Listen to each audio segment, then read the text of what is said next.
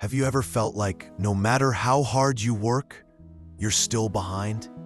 Like there's this invisible race going on, and everyone else seems to be sprinting ahead. New cars, designer clothes, exotic vacations, and you're just trying to catch your breath? You're not lazy, you're not broken, but maybe you've been chasing something that was never really meant for you. Today, we're going to talk about the trap of chasing wealth to fit in, how it starts, why it feels so urgent, and how it keeps people stuck in an endless cycle of stress, comparison, and self-doubt. Let's start from the beginning. From a young age, we're taught certain things about money. Not directly, not through a textbook, but by watching. Watching our parents, watching TV, watching how people are treated when they have it and when they don't. You learn quickly. People with money are admired. They're respected. They're safe. People without it? Well, they're often ignored, pitied, or even judged.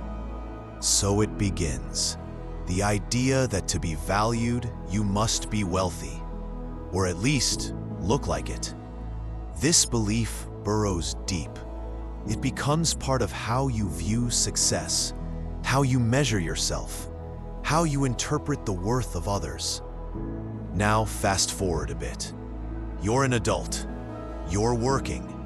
You're trying. But you keep feeling this low-grade anxiety, like you're not doing enough, like you need more.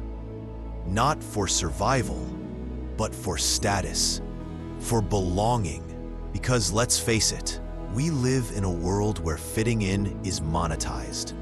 From the shoes you wear, to the phone in your hand, to the place you go for brunch, so much of our identity has been tied to what we can afford to show. And this is where the trap really begins. You start making money decisions not based on what brings you peace or long-term well-being, but based on what will help you look like you're doing well. You buy the car, not because you love it, but because it proves something. You upgrade the apartment, not for comfort, but for image. You work overtime, take on debt, ignore your burnout, all because you're chasing an illusion that wealth will earn you approval, that it will finally make you enough. But here's the truth no one tells you.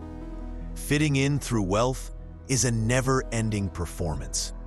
There's always someone with more. There's always a new trend. And the moment you pause, even for a breath, you feel like you're slipping again. Behind, less than, failing. It's exhausting. And yet, most people won't admit it, because to do so would be to challenge everything they were taught. To admit that maybe they're not actually chasing happiness, but chasing validation. And maybe, just maybe, it's costing them everything else. Now let's talk about the emotional weight of all this. When you tie your self-worth to wealth, you become incredibly vulnerable. Every financial setback becomes a personal failure. You feel ashamed when you can't keep up. You hide your struggle. You pretend everything's fine because society taught you that poverty is weakness and wealth is proof of your value. But wealth is not character. Wealth is not peace. Wealth is not freedom if you're constantly terrified of losing it. That's the cruel irony. Most people chase wealth to feel free, but the way they pursue it leaves them more anxious than ever. So how do we break free? First, you have to name the lie. The lie is that being wealthy or looking wealthy will finally make you feel secure, accepted, or admired. It might give you a momentary rush. You might impress some people. But deep down, You'll always be waiting for the next thing, because your value isn't anchored inside yourself. It's rented from others' opinions. Next, ask yourself honestly, who are you trying to impress, and why? Are they people who truly see you, who care about your values? Or are they simply the audience you've been trained to perform for? Because here's something you need to know. True belonging doesn't come from fitting in. It comes from showing up as yourself. Even if your clothes are simple. Even if your car is old. Even if you don't have the shiny job title. If you can walk into a room and not shrink, not pretend, not fake who you are, that's real power. That's real freedom. And it's more rare than any luxury item.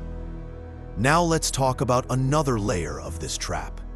Social media. Platforms like Instagram, TikTok, and even LinkedIn have turned life into a curated portfolio. Everyone sharing the best version of their success, their vacations, purchases, promotions, but no one showing the credit card debt, the burnout, the silent panic at night. It creates a distorted reality where normal looks like constantly winning. And if you're not, you feel like a failure. But comparison is a thief. It steals your peace, your gratitude, and your clarity. You stop focusing on what matters to you and start chasing what matters to them. You might even forget what you value. So ask yourself, what kind of life feels peaceful to me? What kind of work makes me feel grounded? What kind of relationships don't require performance? These are the questions that help you break the cycle. Because when you know what matters to you, you stop being so reactive to what society tells you should matter. Now, let's pause. Maybe right now, you're working a job you don't love. Maybe you're dealing with debt. Maybe you're caught in the very cycle we're talking about. That doesn't make you weak. It makes you human. We've all been there. But today is an invitation to reflect, and maybe to pivot. To stop asking, how do I look successful? And instead ask, what makes me feel free? Sometimes that means downsizing. Sometimes it means saying no to a night out. Sometimes it means setting boundaries with people who expect you to perform a certain image. It's not easy, but you weren't born to be a product. You were born to live, and living doesn't always look shiny, but it feels real. Let me tell you something else most people won't say out loud. You don't have to prove anything. Not to your family, not to your coworkers, not to your old classmates, not to strangers on the internet.